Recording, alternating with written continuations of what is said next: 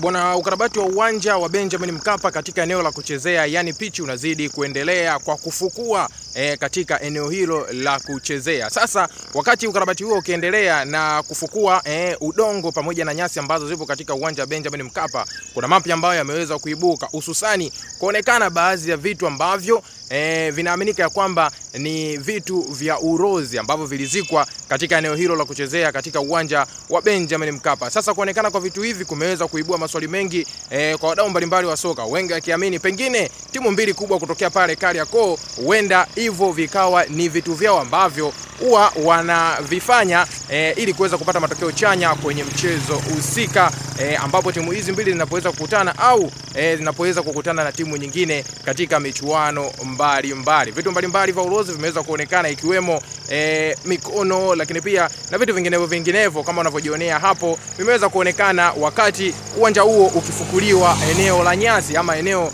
la kuchezea yani pichi. Una maoni gani mwa mchezo wangu kuhusiana na hiki ambacho nimekusogezea sasa hivi juu ya kupatikana kwa vitu hivyo vya urozi? Njoo tuandikie maoni yako kupitia sehemu ya comment, bila kusahau kulike, kushare na kutufollow.